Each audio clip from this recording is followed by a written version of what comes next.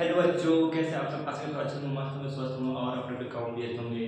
तो चलिए आ जाइए फटाफट से लाइव और यहाँ पे।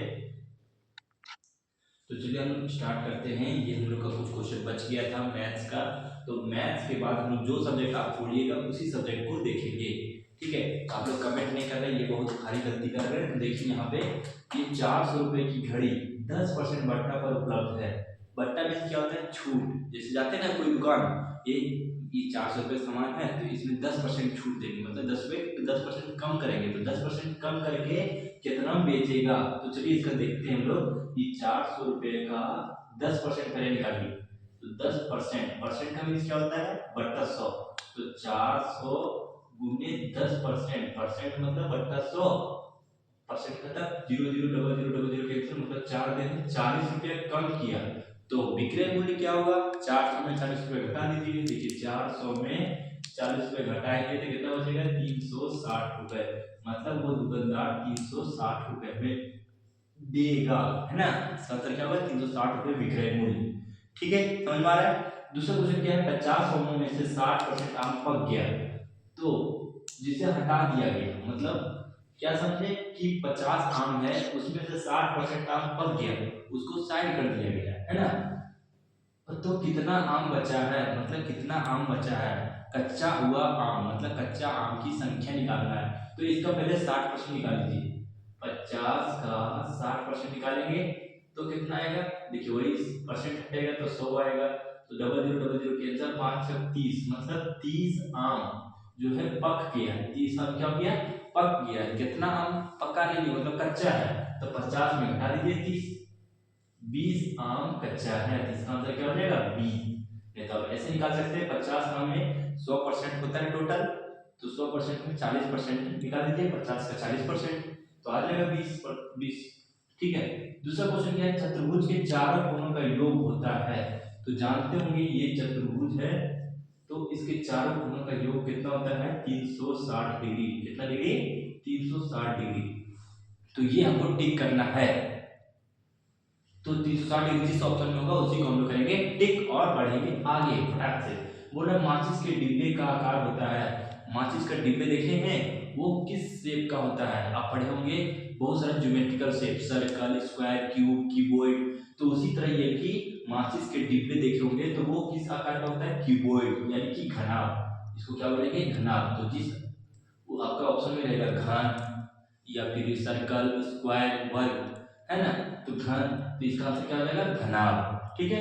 नेक्स्ट क्वेश्चन क्या? एक आयत एक वर्ग के परिमाप के बराबर है तो उसका क्षेत्रफल कितना अधिक होगा? तो देखिए एक आयत, आयत देखिए ये होता है आयत, और एक वर्ग, वर्ग एक ये होता है वर्ग, है ना? तो बोल रहा है इसका परिमाप बराबर है, मतलब क्या? 2 और इसका लेते हैं क्या?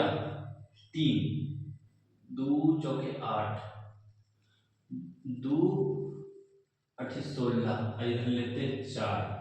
ठीक है। तो इसका देखिए 8 2 10, 10 10 20। तो उसका बोला कितना क्षेत्रफल अधिक होगा? तो एक एग्जांपल लीजिए, हम लोग एग्जांपल लेकर बताते हैं। ठीक है। तो ऐसा एग्जांपल लेना है जो कि इसके परिमाप बराबर होगा। क्या होगा परिमाप? बराबर, यानी कि 2 इंटू एल प्लस बी और इक्वल टू 4 इंटू साइड। तो बोल रहा है इसका क्षेत्रफल कितना अधिक होगा? तो देखिए कितना अधिक होगा। 2 से 2 कैंसर, एल प्लस बी। तो देखिए नेक्स्ट क्या है? बेलन की त्रिज्या और ऊंचाई h हो तो आयतन का सूत्र क्या होगा? तो बेलन का आयतन का फॉर्मूला होता है हमारा पाई आर स्क्वायर एच। तो इसका फॉर्मूला ये होता है। तो जहां पे होगा पाई आर स्क्वायर एच उसी को करेंगे टिक। ठीक है। दूसरा क्वेश्चन क्या? वर्ग अंतराल इतना की उच्च सीमा क्या है? तो सबसे ज्यादा बड़ा जो होगा उसी को करेंगे टिक। इसको कहेंगे निम्न सीमा, इसको कहेंगे उच्च सीमा। इसी में यदि परिसर निकालना बोलेगा तो क्या करेंगे? ये दोनों को घटा देंगे आपस में। 100 में 80 गया तो इसको क्या कहेंगे हम लोग? परिसर। परिसर इक्वल टू 20। परिसर का वैल्यू क्या आ जाएगा? 20। लेकिन उच्च सीमा पूछा है तो 100, निम्न सीमा पूछेगा तो 80। समझ आ रहा है? दूसरा क्वेश्चन, 9 बारंबारता का मिलान चिन्ह। तो 9 बारंबारता का मिलान चिन्ह क्या होता है? देखिए 1 2 3 4, इसको काटेंगे एक बार तो हो जाएगा 5, 6 7 8 9, ये हो जाएगा 9 का, ऐसे ही आप बना सकते हैं 1 2 3 4 किसी का भी, ठीक है। इसका मिलान ये हुआ।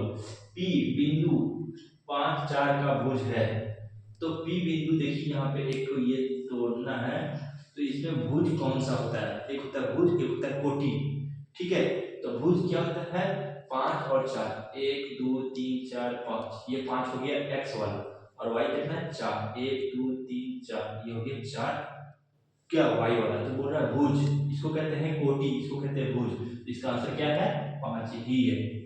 भुज बोलेगा तो, और कोटि बोलेगा तो क्या बोलेंगे हम लोग, 4 आंसर। कोटि मतलब ये वाला y अक्ष वाला, भुज मतलब हो गया x अक्ष, और कोटि मतलब y अक्ष, ठीक है।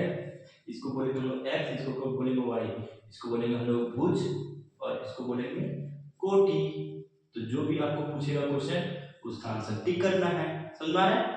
दूसरा क्वेश्चन क्या है, 2 सिक्कों का एक बार उछाला जाता है तो प्राप्त परिणाम क्या होगा। 2 सिक्का, देखिए 1 सिक्का 2 सिक्का, 2 सिक्का उछाला जा रहा है, तो इसमें भी हेड है और पीछे क्या है टेल, इसमें भी हेड है और पीछे क्या है टेल, टोटल आने की संभावना क्या रहेगा 4। लेकिन दो सिक्कों को एक बार उछाला जाता है तो प्राप्त परिणाम होगा, तो क्या होगा, देखिए 2 सिक्का है उछाले हम लोग, तो इसमें आएगा हेड या फिर टेल, इसमें भी आएगा हेड या फिर टेल, 2 ही बार आएगा, 2 ही चीज आएगा। इसमें ये एक, इसमें हेड आएगा, इसमें एक टेल आएगा, या फिर दोनों में हेड आएगा, मतलब आने की संभावना 2 ही है, लेकिन आ सकता है कितना 4, इसमें 1 2 3 4, तो इसका आंसर हो जाएगा 2, ऊपर में 2 और नीचे में 4। 2 क्यों लिखे, क्योंकि 2 सिक्का है, तो 2 इसमें भी आएगा, इसमें भी आएगा, एक साथ उछाल रहे हैं, तो इसको जब काटेंगे ऐसे भी आंसर है सही, और इसको जब काटेंगे 2 एकम 2, 2 दूनी 4, तो 1/2 भी आंसर है सही। अब देखिए आंसर आपका है क्या,